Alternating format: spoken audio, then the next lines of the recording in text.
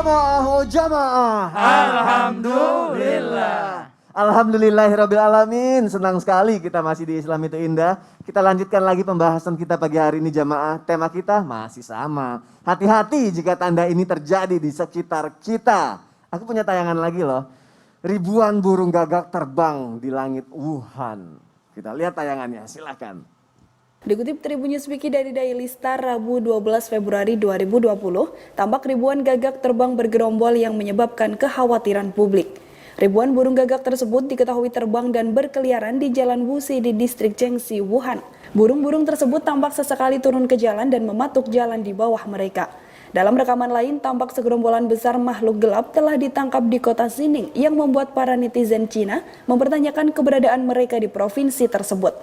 Sejumlah warga mengaitkan gerombolan gagak tersebut muncul untuk mencari jasad korban tewas virus corona. Tadi kan burung gagaknya banyak banget ya terbang di langit Wuhan, Ustaz Syam. Benar gak seperti yang tadi mau kita bahas gak jadi? Timbulnya kabar duka yang akan terjadi Ustaz Syam. Penjelasannya Ustaz Syam. Tapi Habibullah, Habib Utsman, Mas Soni serta guru-guru kami yang dimuliakan Allah Subhanahu wa taala, karena kalau berbicara tentang tanda-tanda ini, firasat-firasat ini, maka ya kita bawa seru aja. Kenapa? Karena inti dari semuanya adalah berhusnudzon. Inti dari semuanya adalah berbaik sangka kepada Allah Subhanahu wa taala. Kenapa sih banyak muncul takhayul-takhayul seperti itu? Karena kurangnya ilmu pengetahuan.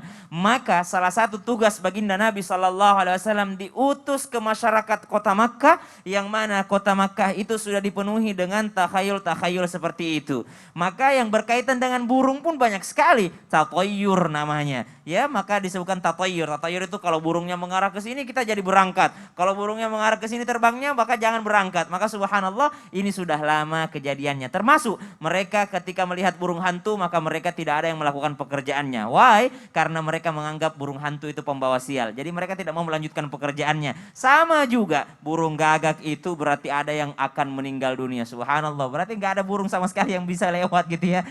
Nggak ada yang selamat sama sekali. Maka subhanallah tidaklah seperti itu. Namun banyak juga kawan-kawan kita yang ekstrim ketika melihat ada orang yang percaya demikian langsung mengatakan musyrik. Tidak musyrik, cuman imannya aja yang lagi lemah. Imannya lagi lemah. Al-imanu yazid wa yanqus. Iman itu bisa naik, bertambah, bisa juga berkurang. Bagaimana kita menambahkannya? Salah satunya dengan memperbanyak ilmu pengetahuan. Ketika mendengarkan Islam itu indah dari guru-guru kita atau mendengarkan kajian-kajian yang lainnya, maka itu menambah ilmu pengetahuan. Semakin terisi otak ini dengan ilmu, maka semakin berkurang tahayul itu. Kalau otak ini berkurang daripada ilmu, maka yang isi tahayul-tahayul. Maka subhanallah, percayalah akan fakta. Ya, teori saja belum terlalu kita percaya, baru teori. Padahal teori itu udah dibuktikan ya, tapi belum menjadi fakta ilmiah. Baru teori ilmiah itu belum kita percaya 100%. Apalagi hanya takhayul. Maka ketika mendengarkan suara burung gagak, apa yang diajarkan Rasulullah SAW, yakni berdoa kepada Allah Subhanahu wa taala. Ketika masyarakat Mekah mengatakan,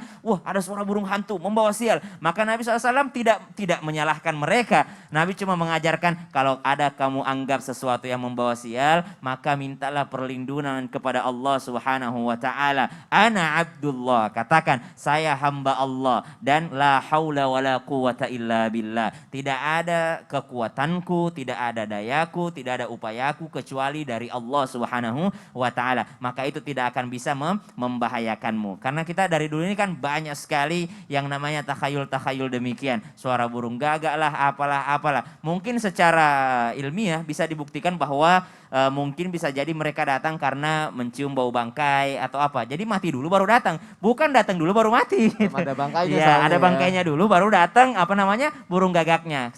Seperti kalau misalnya ada orang yang mati di tengah padang pasir, pasti orang melihatnya wah ada segerombolan burung gagak, ada yang meninggal. Oh ya benar, karena udah meninggal dunia didatengin sama burung akan dimakan bangkainya. Bukan berarti dia datang baru ada yang meninggal dunia. Jadi subhanallah, dimanapun kita berada, kata Al-Quran, فَإِذَا جَاءَ أَجَلُهُمْ لَا يَسْتَأْخِرُونَ سَاعَةً وَلَا يَسْتَقْدِمُونَ. tidak akan maju dan tidak akan mundur sesaat pun. Tapi kalau ada saudara kita yang percaya demikian, jangan kita langsung, oh kafir lu, musyrik lu, percaya begituan. Enggak, tapi imannya lagi menurun, mari kita tambahkan dia dengan ilmu pengetahuan. Jadi baiknya nih, misalnya kita lagi ada di situ nih, tiba-tiba burung gagaknya lewat banyak, yang harus kita lakukan pada saat itu apa? Masuk ke dalam rumah. Masuk ke dalam rumah. Iya, tahu-tahu dia kan kotor kan. Takutnya ya. Iya. Oh ya baik, Masya Allah. Terima kasih Ustaz Iya, Syam siap. untuk penjelasannya. Lanjutkan lagi jamaah yang ada di rumah. Suara ayam berkokok di tengah malam apakah benar? Pertanda bahwa malaikat turun. Biasanya untuk apa? Malaikat turun saat suara ayam berkokok di tengah malam. Kita dengarkan tausiah dari guru kita Habib Abdullah. Silakan Siap. Habib. Tadi burung, sekarang ayam. Sekarang ayam. Siap. Burung makau enggak? Belum makan belum. Belum. Kita tahu abis ini ada burung makau pertanyaannya ya. Silakan Habib Abdullah. Assalamualaikum warahmatullahi wabarakatuh. Waalaikumsalam warahmatullahi wabarakatuh. Subhanaka la ilma lana illa ma 'allamtana innaka antal alimul hakim. Rabbi shrah li sadri wa yassir li amri wahlul 'uqdatam min lisani yafqahu qawli. Nah, ini pelajaran yang sangat luar biasa. Jamaah jangan tinggal pagi hari ini bahwa kita mengungkapkan tentang mempelajari masalah fenomena-fenomena yang sangat luar biasa. Tadi masalah burung, sekarang masalah ayam yang berkokok, yang kadang-kadang berkokoknya di waktu tengah malam. Kadang-kadang juga di waktu matahari terbit, kadang-kadang juga di waktu berpindahnya antara waktu zuhur. Nah, ini sangat luar biasa. Sebenarnya Allah Subhanahu wa taala menciptakan segala makhluknya dengan penuh kelebihan. Dan subhanallah, kita belajar banyak dari yang namanya ayam. Kenapa kok belajar banyak dari yang namanya ayam? Ayam itu giat loh. Buktinya apa? Buktinya dia bangun pagi lebih pagi daripada kita. Kemudian apa yang kita bisa pelajari daripada ayam? Kata Al-Imam Ibn Hajar di dalam kitabnya menukil juga, husnus saut. Suaranya bagus. Jadi kita itu begitu bangun, jangan langsung ngomel. Kadang-kadang orang ibaratnya kalau trafonya masih tinggi, tensinya masih tinggi, pagi-pagi kadang-kadang yang keluar omongannya nggak bagus. Tapi ayam subhanallah dia menebarkan aura positif, bangunin orang-orang di sekitarnya untuk mendirikan yang namanya sholat.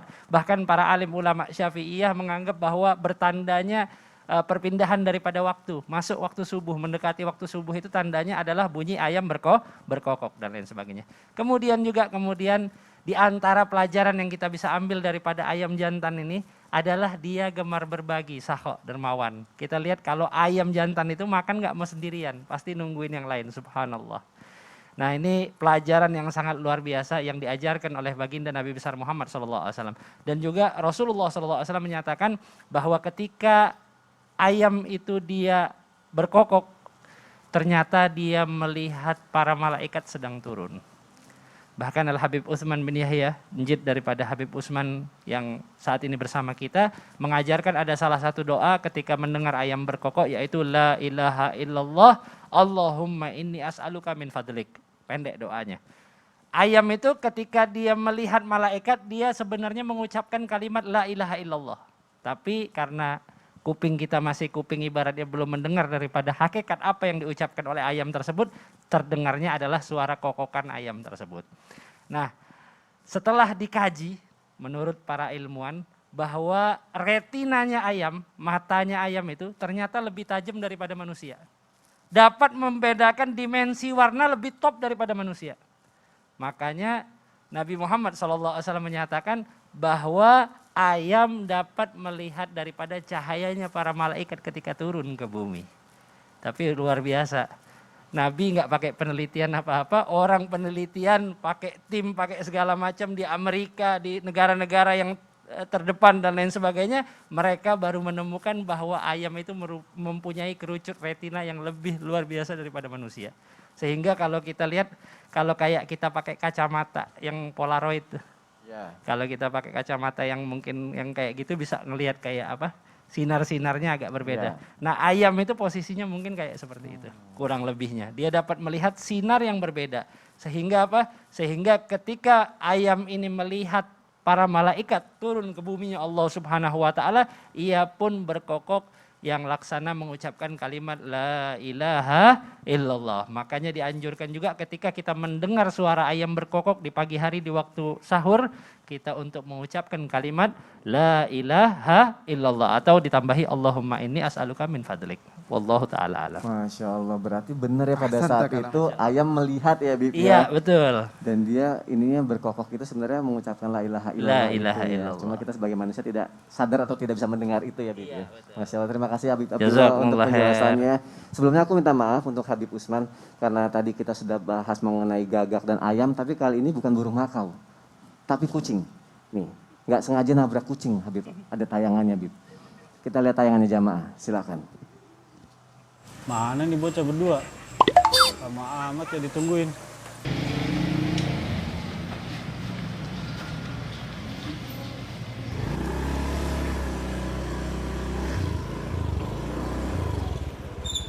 Assalamualaikum. Waalaikumsalam. Lama amat tuh pada. Iya, maaf. Apes banget gue tadi, Bang. Apes kenapa sih, Met? Lah, baju lu mana? Kok pakai gituan doang? Nah, itu dia. Tadi gue habis nabrak kucing, Kang. Nabrak kucing. Terus apa hubungannya sama kaos lu? Kenapa lu kagak pakai? Nah, jadi gini, Kang, ceritanya. Tadi tuh gue udah mau jalan, di tangannya masih Ibat. Gue disuruh ngubur kucing, pakai kaos yang gue pakai pas nabrak. Ya iya Met, emang harusnya begitu daripada lu kena sial, mau lu kena sial seumur hidup. Baik jamaah yang ada di rumah, coba kita bahas pagi hari ini. Habib Usman, kali ini kita bahas mengenai kucing Habib. Boleh. Katanya ya Habib, nih katanya lagi nih Habib. Kalau misalnya kita nggak sengaja nabrak kucing nih, kita akan mengalami kesialan selama 7 turunan. Waduh. Terus nanti kalau kita lanjutkan perjalanan, kita akan kecelakaan, auzubillahi min dzalik. Astagfirullahaladzim. Terus malah aku tambahin dikit, katanya harus kalau misalnya nabrak tuh harus dipakein baju, apa segala macem, dikuburin. Atau bajunya dilepas. Bajunya diambil. dilepas. Aduh, aku mohon penjelasannya Habib biar nggak Tadi salah. alhamdulillah Ustaz Syam ngejelasin ular. Nah. Habis itu burung. Burung, Habib Abdullah ngejelasin ayam. ayam. Kita yang setelah yang satu ini aja. Sekarang aja. Enggak lama kok. Enggak sekarang. Ya Kucing. udah. Saya sampai bingung jadinya saya Habib Abdullah, Ustaz Syam.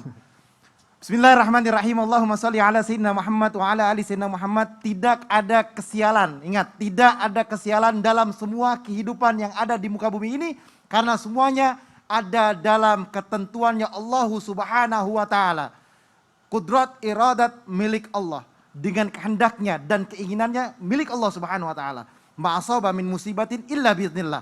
Semua segala sesuatu yang terjadi di muka bumi ini, mau hidup maupun mati, kecelakaan dan sebagainya, itu adalah kehendaknya Allah Subhanahu wa taala. Terus ditanya, kalau melakukan perjalanan, apakah akan kecelakaan lagi habis dia nabrak kucing? Ingat, kekuatan pikiran manusia dan rasa takut itulah yang menjerumuskan manusia tersebut dalam sebuah kecelakaan. Apa? Mentalnya udah jatuh, kena mental nih, ya kan? Atau kena pikiran nih, kena jiwa nih. Akhirnya apa? Ketakutan. Ketakutan membuat grogi, takut akhirnya kecelakaan. Itu apa? Karena ulah manusia itu sendiri. Tadi kan dijelaskan di awal, Allah berprasangka sesuai prasangka hambanya. Berprasangka baiklah kepada Allah. Nggak apa-apa, bismillah, astagfirullah, la haula wala quwata illa billahil aliyil azim. Jika nabrak kucing, ini merupakan tidak kesengajaan, nggak sengaja nih, nggak jadi masalah. Saya nggak sengaja tiba-tiba ada kucing lewat, saya juga pernah nggak sengaja, kelindes, astagfirullahaladzim. Karena nggak sengaja nggak apa-apa, ya udah. Ini bukan menjadi satu permasalahan yang besar. Yang jadi masalah adalah kalau kucingnya bagus, ente diminta tanggung jawab. Kalau kucingnya bagus. Kalau misalkan kucingnya biasa aja kucing kampung, ya udah bungkus, terus apain? Kuburin. Itu tugasnya. Walaisa alaikum junahun fima akhta'tum bihi walakin ma ta'ammadat qulubukum wa kana Allahu ghafurur rahim. Jelas Allah Subhanahu wa taala berfirman, tidak ada dosa bagimu untuk perbuatan yang kamu tidak sengaja. Kalau nggak sengaja tidak jadi masalah, tidak menjadi dosa. Tetapi kalau kamu sengaja dengan hatimu niat buat ngelindas, ini yang jadi masalah. Kalau Anda atau siapapun di antara kita niat sengaja untuk melakukan perbuatan hal yang tidak baik, maka itu terjadi sebuah dosa. Dan tugasnya kalau udah kayak gitu nih, nggak sengaja atau apapun, udah kuburin, ya kan? Misalkan yang ada kain atau ada apa, ada biasa kita kan kalau mau kalau taruh di mobil tuh ada kain kan di belakang, ambil kain dibungkus. Atau misalkan punya anak kecil, dia punya itulah, ya kan dibungkus, dipakai untuk nguburin. Kalau misalkan dia sengaja menabrak kucing itu, hukumnya berdosa. Dan juga Rasulullah SAW bersabda, yang dimana udzibat imra'atun fi Hirah sajanatha hatta matat fadakhalat fihan nar. Ada seorang wanita yang dimana dia diazab karena seekor kucing. Dia kurung kucing tersebut sampai mati. Itu dosa besar. Dan juga tidak dikasih makan, dia dosa juga. Tidak dikasih minum, dia dosa juga. Tidak dilepaskan, ditaruh di kandang. Nah, ini merupakan hal yang tidak baik dan ini adalah hal yang diharamkan oleh Allah Subhanahu wa taala sebab karena perbuatan itu sendiri bisa masuk ke dalam neraka. Nauzubillah. Finnar, bisa masuk neraka itu. Berarti kalau memang tidak sengaja ya tidak apa-apa ya, tapi kalau ada niat Betul. baiknya kita berhenti, kita kuburkan dulu ya Bib ya. Betul. Masya Enggak lama Allah. kok. Nggak lama. Terima kasih Habib Usman untuk penjelasannya. Kita lanjutkan lagi jamaah yang ada di rumah. Sekarang aku mau nanya sama Ustadz Syam. Ustadz, ada yang bilang nih katanya mungkin orang tua dulu ya selalu bilang jangan keluyuran pokoknya kalau lagi maghrib karena pamali gitu kan. Atau kalau mau maghrib itu jangan tidur gitu kan. Ada yang percaya kalau ini mitos, ada juga yang percaya kalau ini adalah fakta. Nah, jamaah juga pasti pengen tahu sebenarnya dalam Islam kenapa kita nggak boleh keluar atau tidur pada saat mendekati maghrib. Mohon penjelasannya Ustaz Maka, Syam. subhanallah. Tabe guruku Habib Abdullah, Habib Utsman, Mas Soni serta guru-guru kami yang dimuliakan Allah Subhanahu wa taala. Jadi ternyata masalah keluyuran itu diperbolehkan. Bahkan dalam Al-Quran disebutkan afalam yasiru fil ardi fayanzuru. Kita disuruh untuk menjelajahi buminya Allah Subhanahu wa taala supaya melihat tanda-tanda Allah Subhanahu wa taala. Namun ada waktu yang terlarang, ada waktu di mana kita tidak boleh yang namanya bepergian atau waktu jangankan bepergian, sholat aja dilarang kalau udah terbenamnya matahari.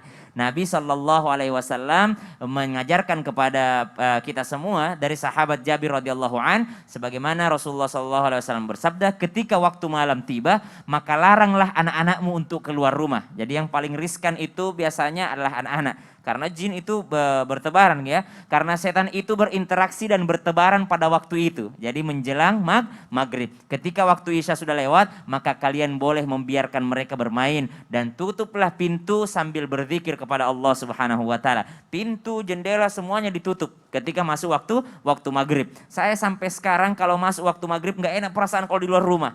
Kenapa? Dari kecil bapak itu kalau udah 5:30 udah nyariin suruh masuk ke dalam rumah. Jadi sampai sekarang kami kalau waktu maghrib berada di luar rumah, itu perasaan kita kayak berasa di tempat asing gitu, berasa nggak enak banget. Kenapa? Karena kami selalu mendapat dekapan, pelukan, doa ketika mau menjelang maghrib. Dan ini bukan mitos dan ini diajarkan oleh baginda Nabi SAW supaya memasukkan anak-anak kita, menutup pintu-pintu, menutup jendela, dan juga tadi yang diajarkan oleh guru kita Habib Abdullah, menutup bejana-bejana tempat minum kita. Karena disitulah setan berinteraksi. Namun jika dikatakan, oh kalau begitu orang muslim nggak boleh keluar rumah, oh tetap boleh keluar rumah. Namun ada waktu-waktu yang ditentukan. Afalam yasiru fil ardi fayanzuru, keluar rumah kita. Bahkan dalam ayat lain di surah Al-Jumu'ah, kalau sudah selesai maka fantashiru fil ard, ya maka bertebaranlah di atas muka buminya Allah Subhanahu wa taala. Jadi banyak sebenarnya kejadian-kejadian yang terjadi itu karena kita berkeluyuran. Ya ulama-ulama kita itu keluar rumah semua sebenarnya. Ulama-ulama itu bukan tinggal di dalam rumah. Imam Syafi'i keluar untuk belajar kitab firasat. Ya keluar dia sampai ke negeri Yaman karena Imam Syafi'i ya ini orang Quraisy ya, orang Quraisy, orang Mekah, maka dia belajar yang namanya di Yaman. Ketika belajar di Yaman pada saat itu negeri Syam, ketika pulang daripada negeri Syam ternyata dia sudah pelajari semua kitabul firasah ini, dia mau membuktikannya. Dia lihat orang rambutnya begini, tubuhnya begini, wajahnya begini bentuk hidungnya, dia kaitkan dengan kitabnya. Oh, sifatnya buruk ini. Akhirnya apa yang terjadi? Dipanggil sama orang itu. Wahai Syekh, saya lihat Anda dari perjalanan jauh, mampirlah ke rumah. Mampir ke rumah, Syekh saya lihat Anda kelaparan, ini makanan. Syekh saya lihat perjalanan Anda masih jauh, silahkan nginap di rumah. Diusir anaknya keluar rumah supaya Imam Syafi'i bisa tidur di situ. Kata Imam Syafi'i, sepulang dari sini saya akan bakar kitab saya. Karena kitab ini tidak benar mengajarkan. Salah duga saya. Kata kitab ini orang jahat tapi ternyata dia orang baik. 3 malam selesai, pas mau pulang hendak mau membakar, dia pamit. Syekh, saya mau pergi, saya melanjutkan perjalanan dan saya akan membakar kitab saya ini. Kata tuan rumah, tunggu dulu, bayar dulu. Ternyata disuruh bayar, subhanallah. Maka kata tidak jadi dibakar. Ternyata orang buruk betul. Dia tawarin dulu kita baru disuruh bayar di akhirnya. Dia jebak kita di-prank ini. Maka subhanallah ada memang firasat-firasat yang benar yang bisa dipelajari namun jangan sampai melenceng daripada agama kita. Termasuk tadi keluar di waktu maghrib itu memang diajarkan oleh Rasulullah SAW untuk melarang anak-anak keluar di waktu maghrib. Masya Allah, jazakallah Ustaz Syam. Terima kasih untuk penjelasannya. Sama-sama, Sony. Jamaah yang ada di rumah jangan kemana-mana karena setelah ini kita akan kembali menjawab pertanyaan yang sudah masuk ke media sosial Islam itu indah. Tetap di Islam itu indah. Jamaah, oh jamaah. Alhamdulillah.